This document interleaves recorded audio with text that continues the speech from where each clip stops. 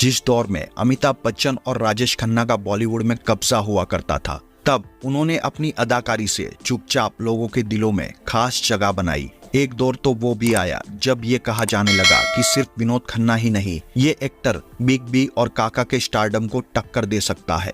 अपने शांत और सहज अभिनय से लोगों का मन मोहते रहे। उनके बोलने का स्टाइल, कॉमेडी करने का ढंग और इमोशनल कर देने का अंदाज ऐसा था कि दर्शकों की आंखें भीग जाया करती थी।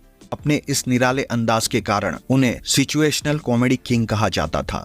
यहाँ हम बात कर रहे हैं एक्टर अमोल पालेकर की। बॉलीवुड में कई ऐसे सितारे खो गए जिन्होंने कभी अपने अभिनय से लोगों को अपना दीवाना बना दिया था। हालांकि वक्त की रफ्तार में उनका करियर काफी बदल गया।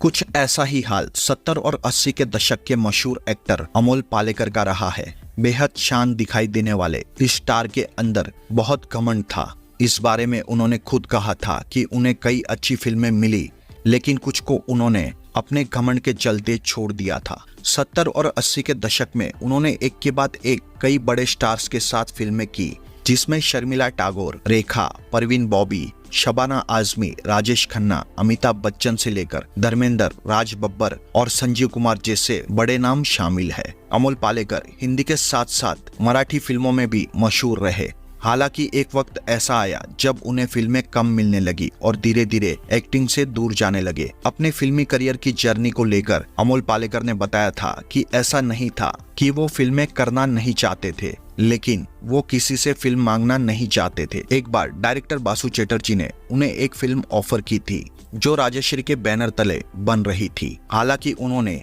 ये कहते हुए इस फिल्म को इनकार कर दिया था कि वो किसी फिल्म के प्रोड्यूसर से मिलने के लिए कतार में खड़े होकर नहीं जाना चाहते। अमोल पालेकर की बातें सुनकर उस समय के मशहूर डायरेक्टर बासु चैटर्जी काफी सहम गए और उन्होंने अमोल पालेकर से कहा कि आपने अभी अपना करियर शुरू भी नहीं किया है और आपको बहुत घमंड है।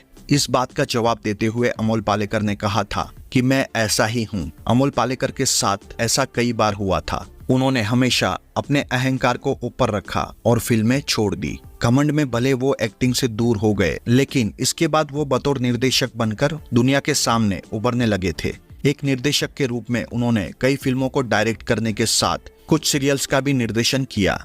अमोल पालेकर ने साल 1981 में मराठी फिल्म आखिरी से डायरेक्शन में कदम रखा। उनकी आखिरी डायरेक्ट की हुई फिल्म पहली थी। इस फिल्म में शाहरुख खान और रानी मुखर्जी के साथ अमिताभ बच्चन भी थे। हालांकि ये फिल्म बॉक्स ऑफिस पर फ्लॉप साबित हुई थी।